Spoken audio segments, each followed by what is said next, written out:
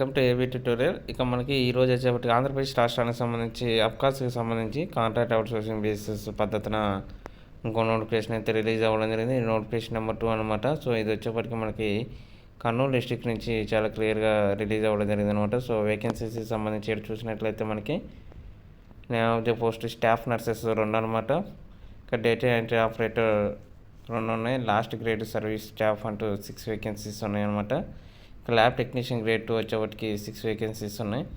అదేవిధంగా pharmacist grade 2 వచ్చేప్పటికి 11 vacancies అనమాట. సో టోటల్ వచ్చేప్పటికి 29 వేకెన్సీస్ ఉన్నాయి మనకి.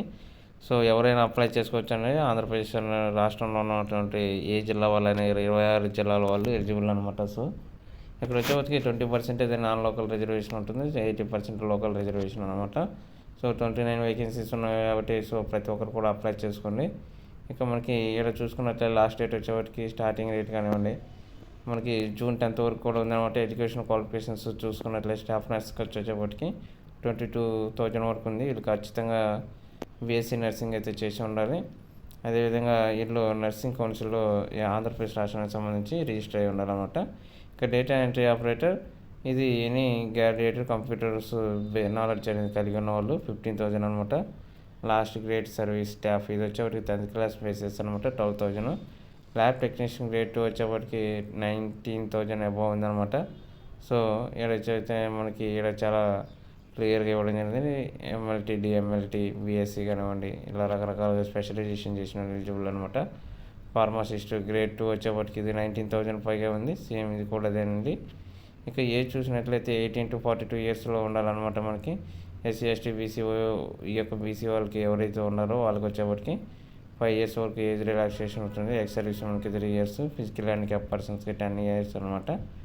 సో మనకి ఇక్కడ వచ్చేప్పటికి చాలా క్లియర్గా mention candidates applying the post should invariable pay fee for 400 rupees for OCR general category, 200 for other than the OC general category అంటే కూడా చాలా క్లియర్గా account name district medical and health officer Kurnool అంటూ అకౌంట్ నెంబర్ అయితే ఇవ్వడం జరిగింది. ICICI bank కానివ్వండి మనకి అడ్రస్ అయితే ఇవ్వడం జరిగింది. సో దీని మీద మనం ఖచ్చితంగా తీయాలన్నమాట. డీడీ ఆర్ నాట్ యాక్సెప్టెడ్ అంటూ కూడా చాలా క్లియర్గా ఇవ్వడం జరిగింది.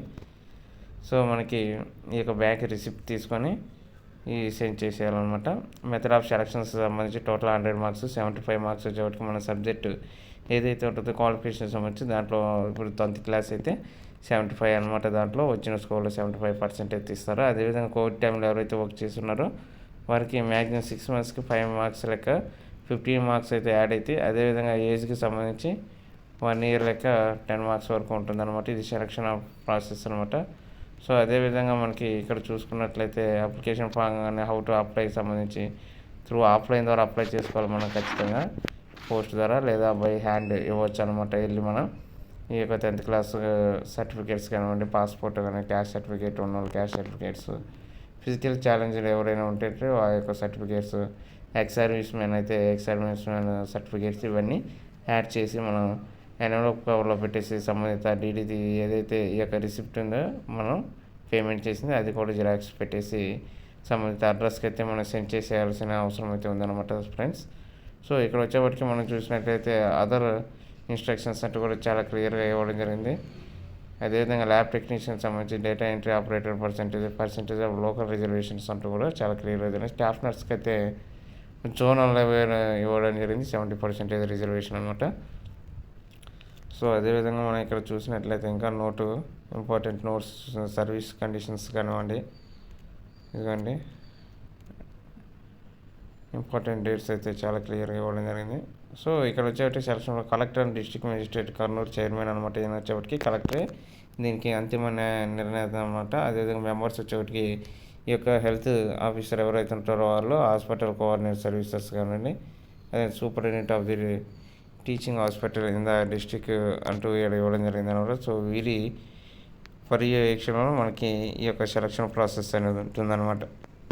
సో ప్రతి ఒక్కరు కూడా ముందు అప్లై చేయండి. కార్పొరేషన్ రెగ్యులర్ జాబులు లాంటివి శాలరీస్ కూడా బాగున్నాయి, ఇంక్రిమెంట్లు ఉన్నాయన్నమాట. మనకి ప్రతి ఒక్కరు కూడా ప్రజెంట్ ఉన్నటువంటి పరిస్థితుల్లో ఏదో ఒక ఉద్యోగం అనుకున్న వాళ్ళు కన్ఫామ్గా ఇది బెటర్ జాబ్ అండి. మనకి డ్యూటీస్ కూడా చాలా తక్కువగా ఉంటాయి, వర్కింగ్ టైం అనమాట. మీకు ఇంకా ఏదైనా డౌట్లు అంటే కన్ఫామ్గా కామెంట్ సెక్షన్లో పెట్టండి. వీటికి సంబంధించిన ప్రతి డౌట్ అయితే నేను క్లారిఫై చేస్తాను. ప్రీవియస్ వీడియోస్లో కూడా మనం ప్రతి డిస్ట్రిక్ట్కి సంబంధించిన ఎప్పటికప్పుడు అయితే చాలా క్లియర్గా మనం ఇవ్వడం జరిగిందనమాట, డేటా అనేది గ్యాదర్ చేసి. సో మీకు ఇంకా నెక్స్ట్ రాబోయే ఏదైనా డిస్ట్రిక్ట్కి సంబంధించి వస్తే కన్ఫామ్గా మీకైతే డేటా అయితే ఇవ్వడం జరుగుతుంది. Thank you.